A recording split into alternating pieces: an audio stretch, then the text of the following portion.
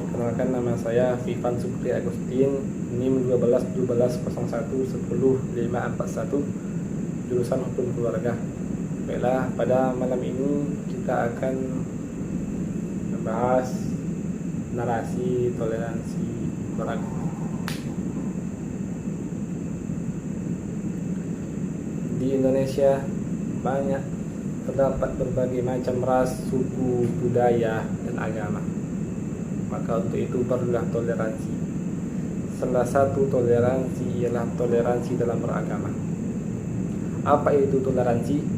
Toleransi ialah berasal dari bahasa Latin tolere, yang artinya sabar dan menahan diri. Maksudnya apa? Kita sabar, kita menahan diri, menghargai pendapat orang lain, tidak boleh memaksakan kehendak orang lain, tidak boleh memaksakan kehendak kita, tidak boleh memaksakan orang lain mengikuti kita. Dan jikalau kita paksakan orang lain mengikuti kehendak kita, maka orang lain itu benci kepada kita. Dan jikalau dia benci kepada kita, maka dia tidak akan menolong kita, padahal kita pasti akan membutuhkan pertolongan dia suatu saat nanti, karena kita itu makhluk sosial.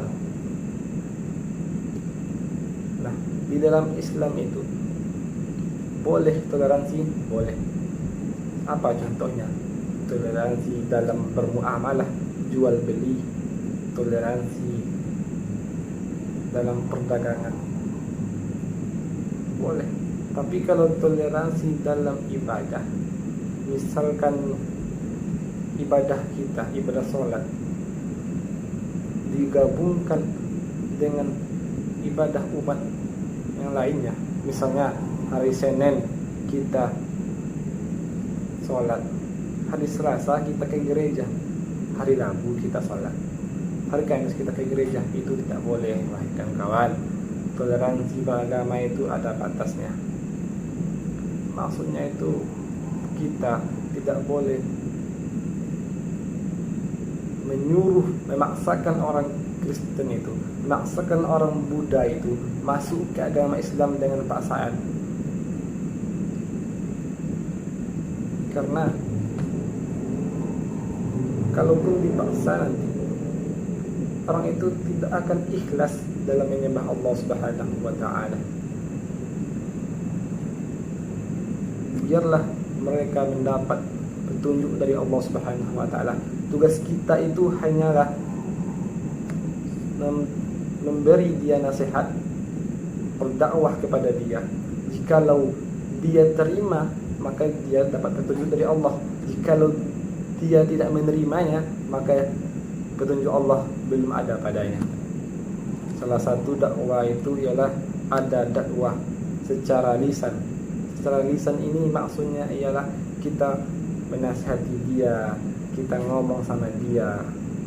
Dan ada juga dakwah itu secara sikap, secara perbuatan, seperti kita menunjukkan sikap kita yang baik kepada dia, menunjukkan sikap kita baik kepada orang lain.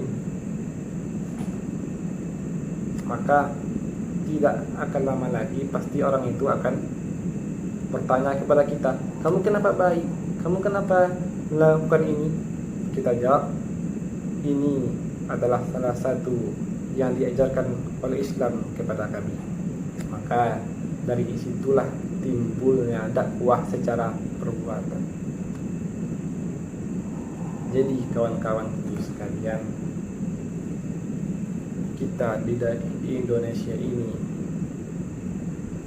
sebagaimana terdapat dalam pembukaan UUD 1945 pasal 29 ayat 2 telah disebutkan bahwa negara menjamin kemerdekaan tiap-tiap penduduk untuk memeluk agama sendiri-sendiri dan untuk beribadat menurut agamanya dan kepercayaannya.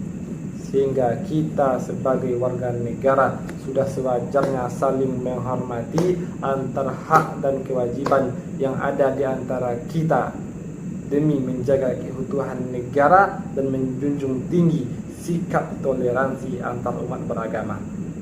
Baiklah, hanya ini yang dapat saya sampaikan. Apabila terdapat kesalahan, saya mohon maaf. Wassalamualaikum warahmatullahi wabarakatuh. Hey there. Subscribe to my channel. And also press this bell icon.